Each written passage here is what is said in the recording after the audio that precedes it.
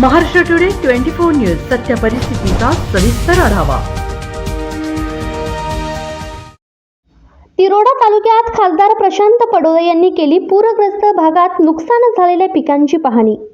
गोंदिया भंडारा जिल्ह्यातील काँग्रेस पक्षाचे खासदार प्रशांत पडोळे यांनी आज पूरग्रस्त भागात दौरा करून तिरोडा तालुक्यातील क्षेत्रातील गावातील शेतात जाऊन चक्क नुकसान झालेल्या पिकांची पाहणी केली। गेल्या 2-3 दिवसांपूर्वी पावसामुळे पूरस्थिती निर्माण झाली होती। अशातच पिकात पाणी शिरल्याने मोठ्या प्रमाणावर पिकांचे नुकसान झाले होते। याचीच पाहणी करण्यासाठी खासदार पडोळे यांनी शेतात जाऊन पिकांची पाहणी करीत शेतकऱ्यांच्या समस्या जाणून घेतल्या। पूरग्रस्त भागातील शेतात झालेल्या पिकांचे सरसकट पंचनामा करा अशी ताकीद देत एकही शेतकरी वंचित राहता कामा नये असे महसूल विभागाच्या कर्मचाऱ्यांना खासदार पडोळे यांनी ठणकावून सांगितले। शेतकऱ्यांच्या पाठीशी आपण नेहमी राहणार, काही समस्या असल्यास हमखास मला सांगावे असे देखील सांगितले। या पूरग्रस्त भागातील दौऱ्यादरम्यान खासदार पडोळेंसह काँग्रेसचे दिग्गज पदाधिकारी देखील दौऱ्यात सहभागी झाले होते। अमरदीप पडगे, गोंदिया प्रतिनिधी। सर, आपण आता ज्या पूरग्रस्त भागामध्ये फिरून जे आपण चौकशी करत आहे, शेतीचे कशा काही नुकसान झाले काय त्याबद्दल आपण काय सांगाल?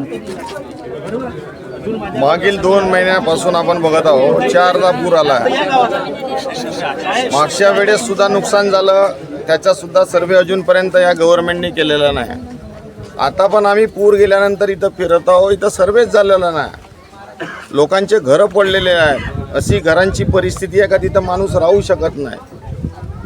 त्यांना घरकुल कोण देईल?